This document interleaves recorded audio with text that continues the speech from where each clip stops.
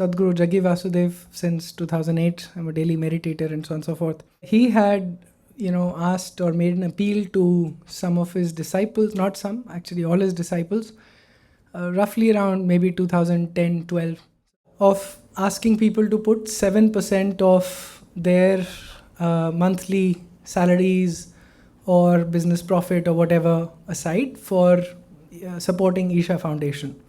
So back then, 2010, 11, 12, I don't clearly remember, I started doing that with my own salary for Isha.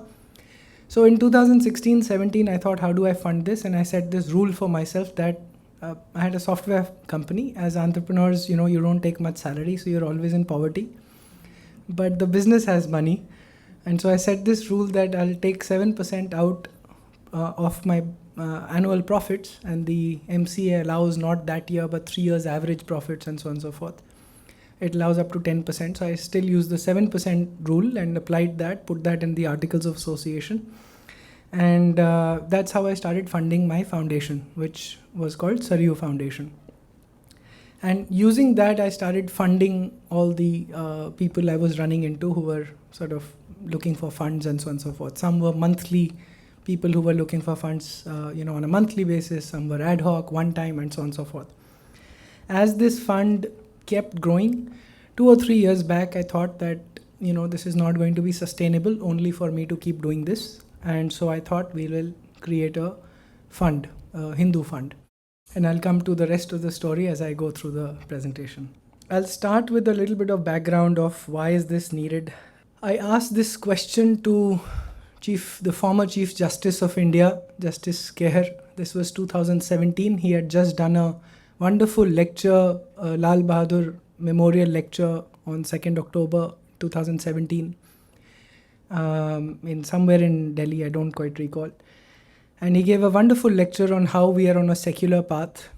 And he sadly, honestly, equated the Islamic rulers of India, including the Delhi Sultanate, later Mughals, with Marathas, Maharaja Ranjit Singh, and actually went about saying that anybody who's in power,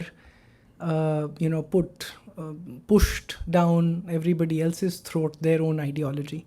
I was aghast at that false equivalence. So anyways, as he was passing by the corridor, I asked him a question. I said, sir, if 80% Indians become Muslims, we are 80% Hindu. If 80% of India becomes Muslim, would India remain? And he did stop. He thought a little bit, gave me a vague answer. Then I asked him a follow-up question about the 54 Islamic nations or whatever. And then he said that, well, you're right. However, we are on the path of secularism. This is a path we've chosen. We must take a shot at it. I had great difficulty sleeping that night because unfortunately India or the civilization does not have an undo button, that we took a shot at it, it did not work, so let's undo it. But this brought me to a question that, what is India? And I've been grappling with this for many years. I hope to bring some clarity to myself with another presentation at some point. But I love these words of Osho and I'm going to say them loud. Bharat कोई भूखंड नहीं है, न ही कोई राजनीतिक इकाई है, न ऐतिहासिक तथ्यों का कोई टुकड़ा है, न धन, न पद, न प्रतिष्ठा की पागल दौड़ है. भारत एक अभीप्सा, एक प्यास, सत्य को पा लेने की. Obviously, there is a very deep spiritual connotation to this, and that's perhaps what makes India a sacred geography, as one Western author has, described this and written a book on us. And if I may make this assertion that it is Hinduism and emanating from it all of India's other Indian-born religions and philosophies that make it sacred, that give it its sacredness. If that were to be the case, then I want to bring out all the challenges we have, which is an asymmetric war on India and on Hinduism. And let me come with the problem of Islam in India as first. I want to play this video out for you. I'm going to escape from here. We have to make our education system independent of this secularism, Islamization of knowledge. So we want to Islamize all sciences, whether it's biology or physics or medical science, and then you go to community and then society and to country. And that's how the entire nation is reformed. First move that I will do, I will abolish the constitution and I will establish the only logical and rational constitution, which is the Quran and the Sunnah of Rasulullah sallallahu alaihi wasallam. That will be my first move. So this is he's from UP. He now lives in, for many years, lives in Chicago, and is now has also renamed himself somehow from Yasir Nadim to Al Wajidi. He's so he's trying to Arabize himself, it seems. I've tried to argue with him many times, many years back, but he's a buffoon. But I love him because he's absolutely clear about the objectives of Islam. He's absolutely clear, does not lie, does not do al-taqiyah. He says it as it is. That is his objective. And the trouble is that we actually say, no, Quran must be saying some all good things. Islam must be a good religion. All religions are good and equal, and so on and so forth. What I'm trying to demonstrate here is that all religions are not equal. They do not have the same values. They do not deliver the same outcomes for societies.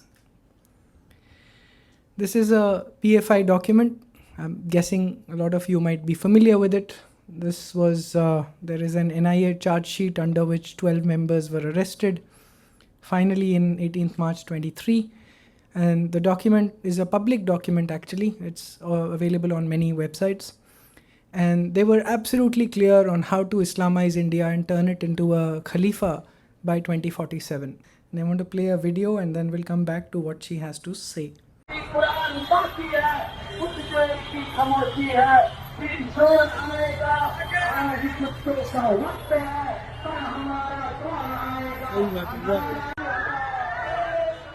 This is from the recent Murshidabad riots and which spread to Calcutta. This video is from Calcutta. The people on loudspeaker are saying कुछ देर की खामोशी है फिर शोर आएगा आज कुत्तों का वक्त है कल हमारा दौर आएगा Allahu Akbar. Nupur clarifies this very nicely that this is an important video from Kolkata in line with the PFI agenda, which is from many years ago. It's a universal truth and universal Muslim agenda to take all lands from Darul Harb to Darul Islam. And this is Khilafat 2.0 in the making, as like she's been saying. What we must understand is that Islamic law cannot be changed. Quran is forever and so on and so forth. And the sooner we realize all this, I think we'll at least act in realism. I had the privilege, if I may say so, of going to the RSS headquarters a few months back. And this is a painting on the RSS Sangrahalaya. And if you see the dates, this is 1927, 98 years earlier. And the incident is a famous incident, which is the genesis of the Sangh. So local Hindus could not take their Mahalakshmi Shobha Yatra because there was a mosque and Muslims wouldn't allow the Shobha Yatra to pass from in front of the mosque because the mosque was on a common pathway, as it normally is the case everywhere. So now you had to divert your route and so on and so forth, and the Hindus wanted to take the Shobha Yatra. They weren't allowed, so they went complaining to Dr. Headgiver, who said, go beat them up. And so they did beat them up. This is a painting on the wall, and he led the Shobha Yatra himself. So I asked the person who was showing me around that it's almost been 100 years. We have the same damn situation still in the country. Every Ram Navami, every Durga Puja Pandal in Bengal, we get stone pelted, and not only in one place. Okay. Now, of course, also Nagpur has recently seen a massive riot, one-sided. But this is commonplace. Every Hanuman Jayanti, Ram Navami, from Madhya Pradesh to Uttarakhand to Delhi, Bengal, of course, everywhere. It's the same scenario. So I asked him that, pretty much nothing has changed. It's been nearly 100 years. We are probably worse off because, one side riots, and by the time it comes for a reaction of the Hindu side, the police has already come in and clamped down on all reactions. So it's always a one-sided riot. My view is that we are heading towards a civil war, if not another call for a partition.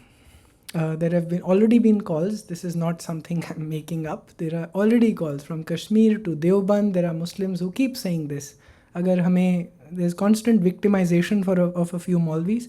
In fact, in my next presentation, I'll probably pull up some videos and put them together for them threatening another partition. That they can't, if they are so suppressed and victimized in India, then perhaps they are better off by another partition. There are things like this which keep coming up. Also, the situation may not be too different than how it was in 1947. We see a low-grade war all the time, all over the country. Let's look at the church. This is a Joshua project, and this is a screenshot from its public website, publicly. So it actually says that there are unreached people in the world, and the unreached are color-coded as red right here. And so you see that India is unreached. So there's a public, open, absolutely no, no shame, unabashed campaign to convert all the peoples of the world to Christianity. I then thought, okay, let me ask how many people have been converted we know about East Godavari, we know Tamil Nadu is in an absolute desperate state, all coastal areas, and I've been there, I'm sure you all have traveled as well. I mean, there is a competition of how many churches there will be and how tall the church will be. And after the church, then there will be a big cross, one taller than the other, and all that is a sign of dominance, if that's how I see it at least. So I asked Grok, which is an AI tool by X, I asked that how many people in Punjab have converted. So Grok tells me that public estimates are 10 to 15%, official figures of course state otherwise. And also we've not done this the census. So when we do this in 27, hopefully by 28 we'll have results, if of course all the people give their accurate religion. It also said that 23% is the estimated Christian population in Gurdaspur and sadly Amritsar as well. It was shocking to me. We know about church land ownership. Of course, turban wearing Sikh Christians who, they're all over the place. Of course, there was Prophet Baljit, who's now thankfully been arrested on rape charges. Otherwise, he was running a full campaign converting people openly with magic. Of course, he could not change the health of the Pope. So I went and asked Grok again on how much land does the Catholic Church or the church own in India. It gave me an answer for the Catholic Church only. 7 crore hectares, estimated at anything between 6 to 11, $12 billion in India. There is competition between the church and the Waqf board on who's the bigger private player, non-government, who owns more of India. I asked a follow-up question that, what is the status of the 99-year lease that the church was on when the lands were given. It actually told me that there is no or limited reclamation efforts by the government of India. There is no systematic nationwide policy to reclaim church lands post lease expiration. Of course, we have people like Father George Ponaya, who says we wear shoes. Why? Because the impurities of Bharat Mata should not contaminate us. And the same man during the Bharat Jodo Yatra was sitting next to Rahul Gandhi and telling him that Jesus is the true God. While, of course, Rahul Gandhi says that Ram is a mythological figure, but Jesus is true God. Let's look at the secular Indian state. Of course, I don't know, you might know, but perhaps the people who will watch this presentation on YouTube later, that our temples, especially in southern states, are not in the control of Hindus anymore, and they've not been in control for since independence actually, and getting worse every year. So the money you put in a hundi goes to the government and can be used by the government for any causes it deems fit. They may be under a trust, but it's politicians and government bureaucrats who sit on these trusts. So what they do with the money is their choice. So it's not the Hindu community. So Tamil Nadu has a HRNCE Act.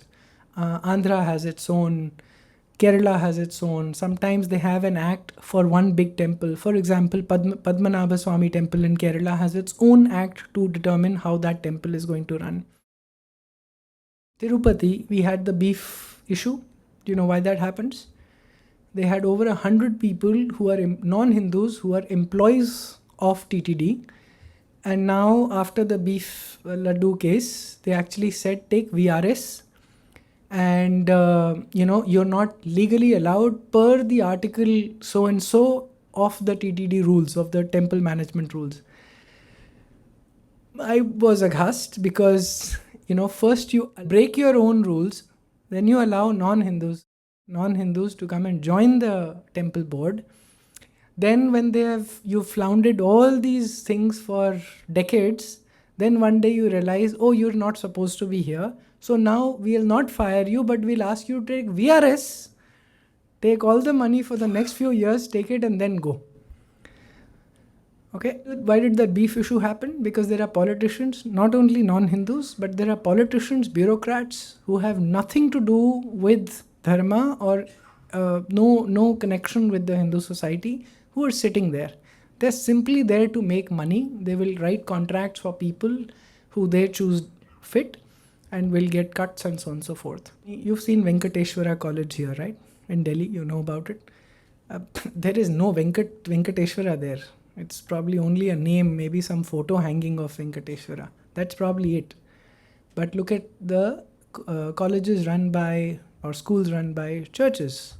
I mean, I'm sure you have children who studied in convents. You have morals lessons, you have Bible reading sessions, all the prayers are about Lord and so on and so forth.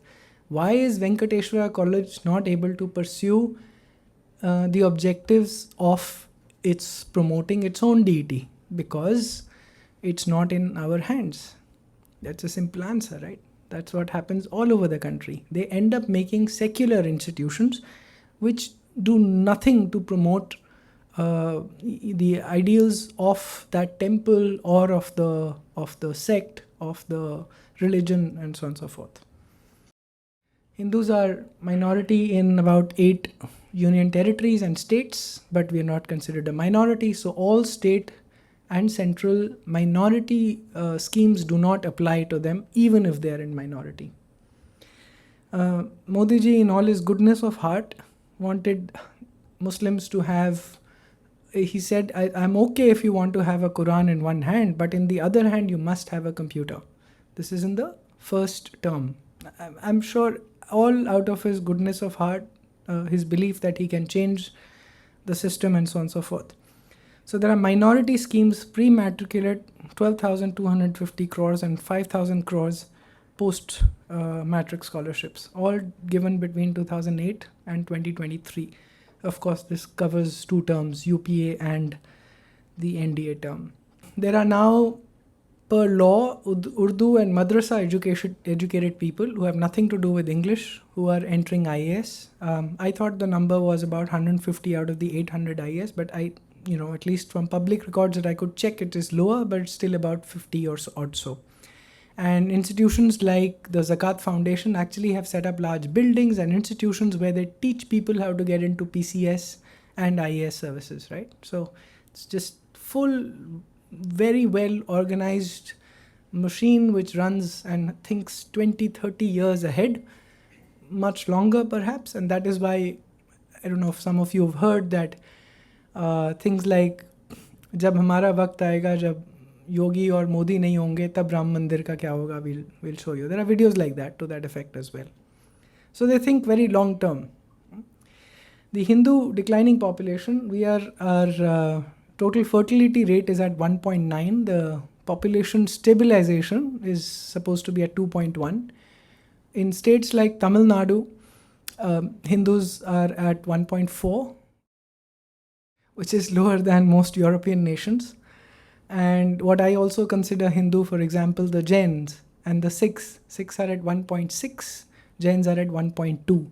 The population decline and the decimation of the religion and the entire population is imminent. It is going to happen. It cannot be stopped unless, you're thinking 50, 60 years and start having 10, 12 babies or something like that. So it's imminent that they're going to be decimated. Let's look at the international attack on Dharma. There are dismantling global Hindutva conferences. These are organized very interestingly by an organization called Hindus for Human Rights.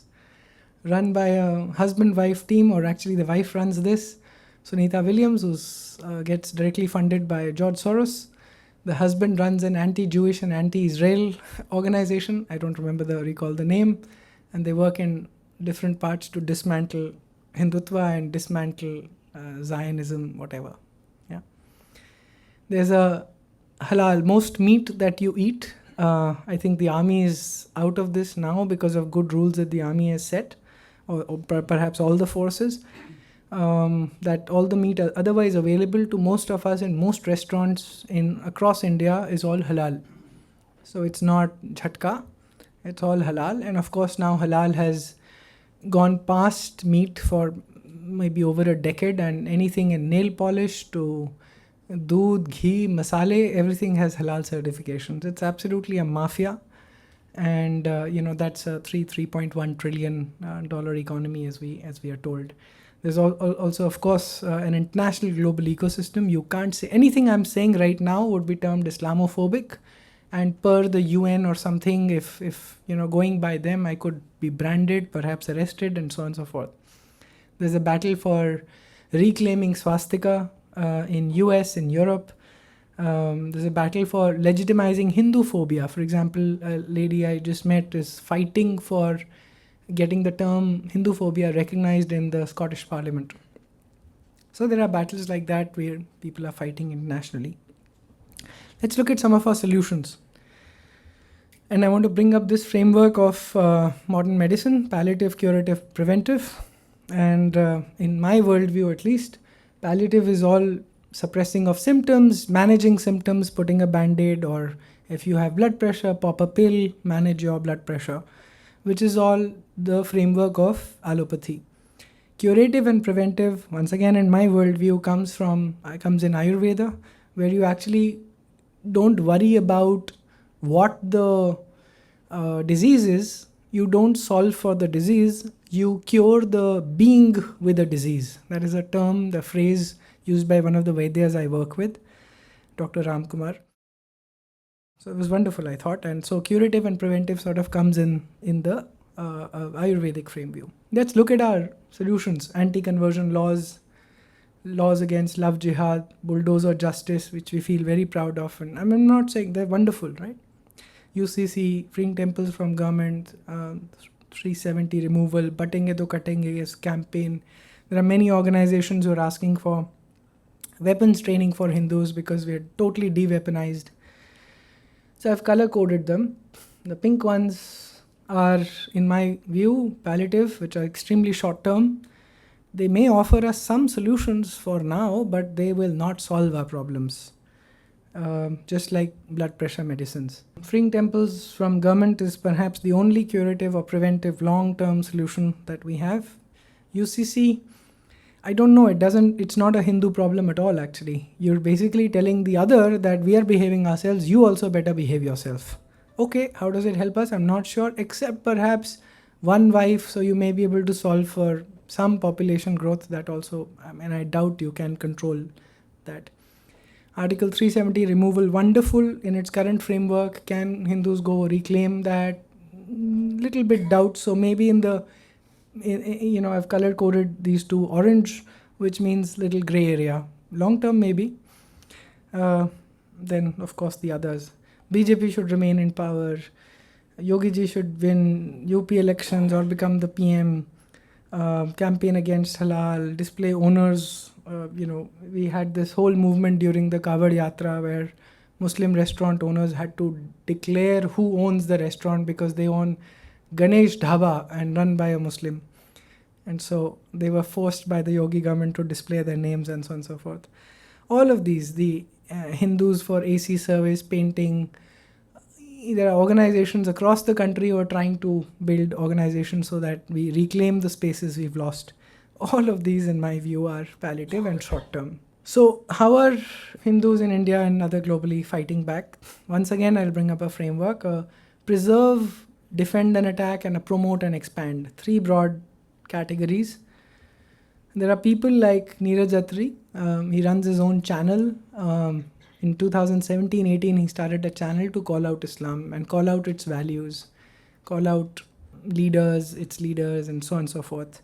Very, very risky space, at least back then. Now the Overton window has shifted, so many people call out at this, but that time it was really, really courageous of him. He was a physics tutor, very successful, wrote a book called Brainwashed Republic in 2011, calling out all the NCRT mismanagement or telling us wrong history and so on and so forth. And wonderful book.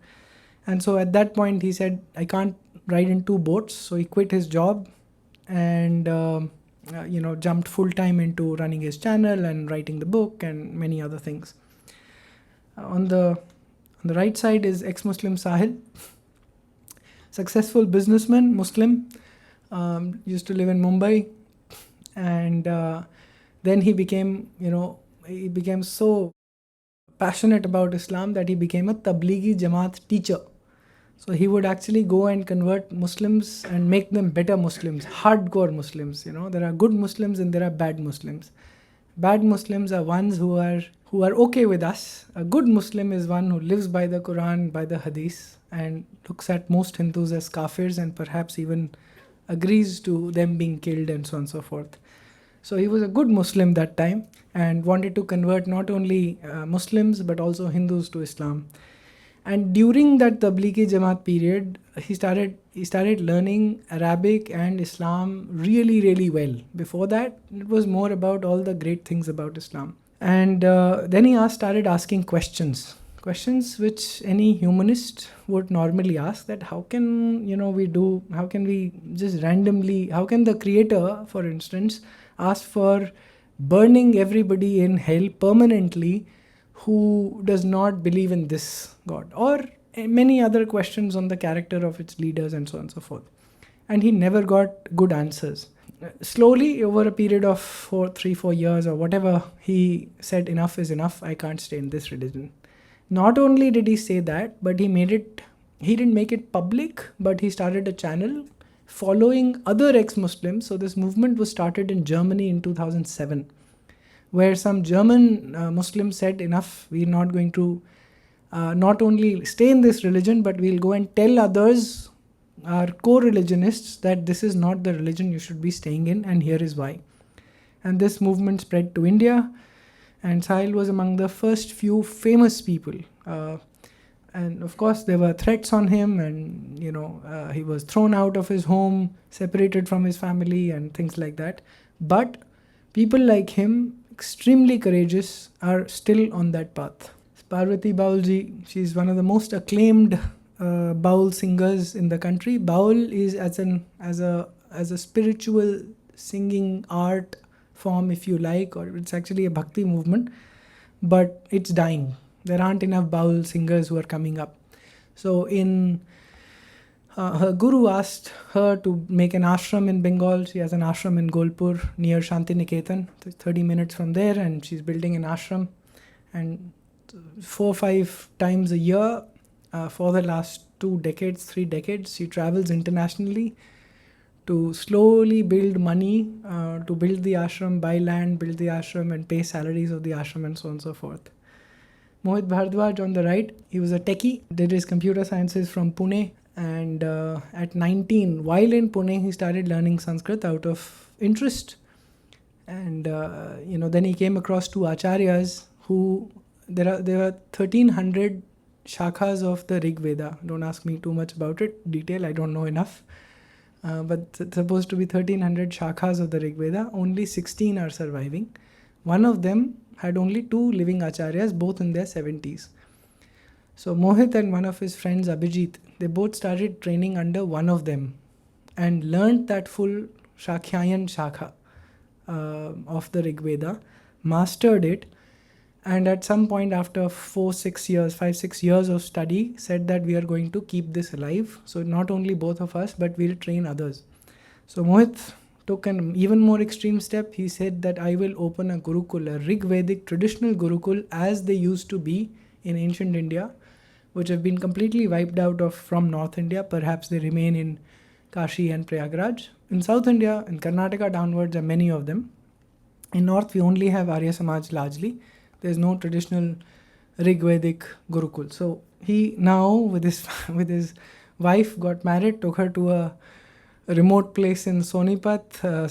Somebody donated some land, and slowly he's building an ashram. There are beautiful pictures, of his ashram. I just visited recently. And Ramakrishna here has gone there as well. So he's training about 25 brahmacharis now and training them in the Rig Veda.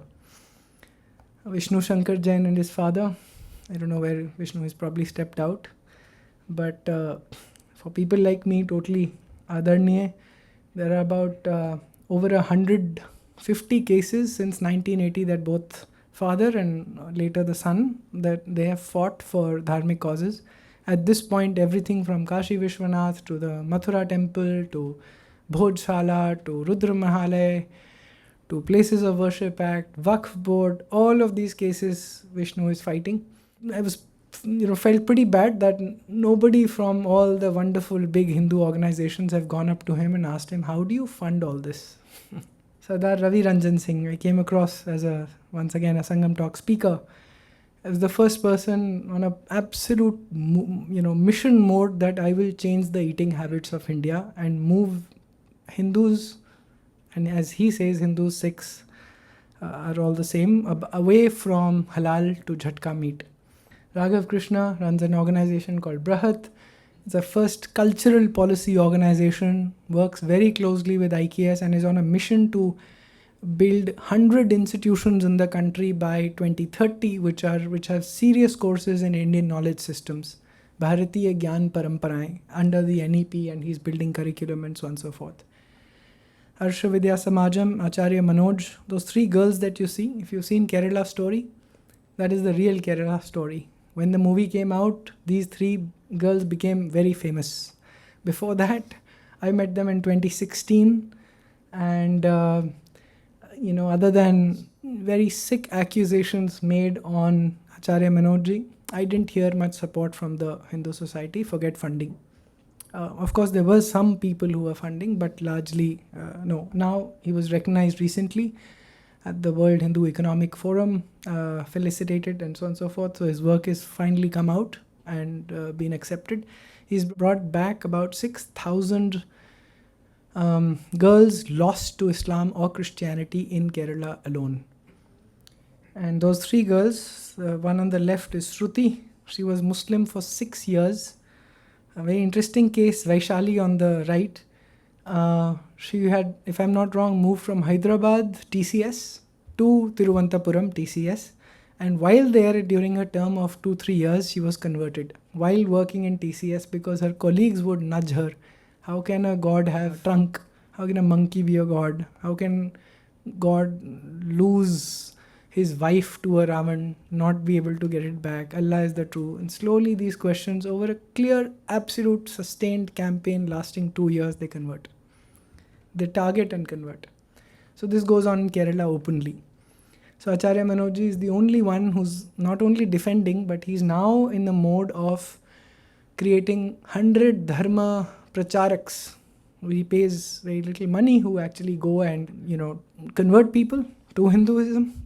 So, and also prevent conversion. So he's the first missionary Hindu organization, the only one that I know of. All of these people have been associated with our foundation earlier, now via the Hindu Fund. And what am I after? I'm also going to talk about that. I'm after two things broadly: making Hinduism missionary again and building 1,000 crore fund. I'll talk about the first one first. 2047, Viksit Bharat is all great, but what is the other vision for India? Right? What else do we hear? What is are we okay being an economic power and be like China? Or is there something more that we should look for? I am not okay with that alone. We are some core Hindu problems. We are basically a constitutionally an Abrahamic state. Just to give you a small example, the word equality, comes from a French Revolution, which emanates from a very Christian worldview, if you like. All people are born equal and so on and so forth. Hinduism does not have any idea of equality. At the spiritual level, we are all equal like nobody else ever claims, because we are all Atmas, we are all Aham Brahmasmi, right? But at the physical level, we are all unequal, and that is how nature designs it. Otherwise, nature abhors sameness. But we have an idea of equality, which is where reservation and all delivering equal outcomes for society, all this emanates from. So we have a worldview, then we design doctrines like equality or secularism, then institutions happen, and then lived reality is all the caste reservations and so on and so forth, which are just going on increasing in the country. So we are constitutionally an Abrahamic state, actually. Of course, all the conversions by Christianity, coercive, mostly population growth, endless types of jihad, love, land, whatever else, and the anti-Hindu, very wild Bhim movement, if you like. So I asked some questions other than our problems, that will stone pelting on Ram Navami Shobha Yatras be a thing of the past? Will that stop in 2047?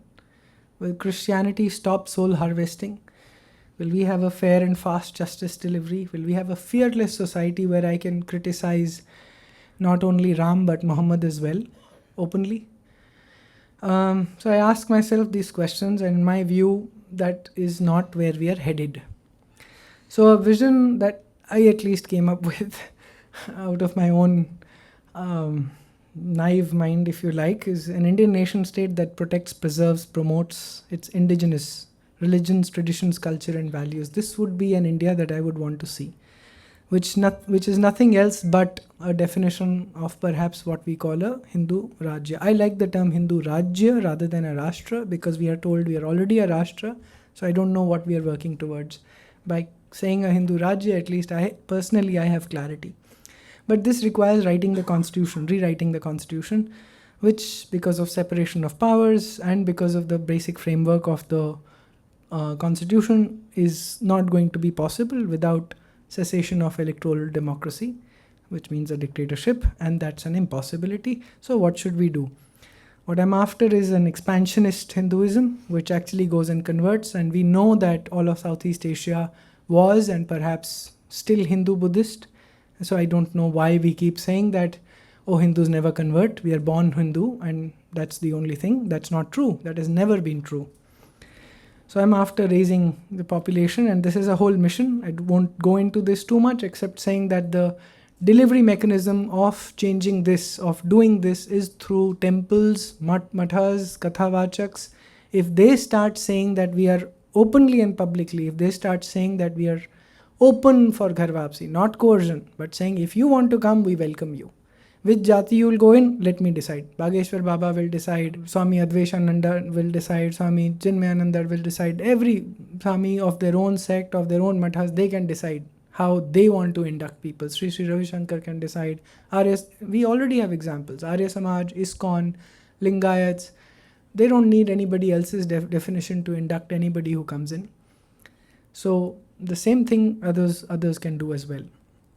And each district, that would be a good vision to have, that each district of the country should have a team of 3-4 lawyers who are enabling name change on Aadhaar cards. The Rig Veda, in fact, has an ask of you. It says, Krindvanto Vishwaryam. Go make the whole world an Arya. And we say that, no, we don't convert. So let's come to the main presentation. I mean, the second point, but which is the crux of this presentation today, is the Hindu Crore, is the 1,000 crore Hindu fund. So in the story that I told you 2-3 years back, I thought that whatever I do is not going to be enough. So in the corporate world, we are taught to throw darts on the board. So I said, okay, is 100 crores big enough? 500 crores? No. I thought 1,000 crores sounds like audacious and big and catchy and so on and so forth. Let's go after that. So we first put a dart on the board and then decide how to go after, how to go get it. So I have no idea how to get it, except by doing seminars, small gatherings, large gatherings like this, to talk to people about the fund and what we are after, and more importantly, why do we need such a fund. The operating principle is going to be that you make liberal grants and not ask 1,000 questions on propriety.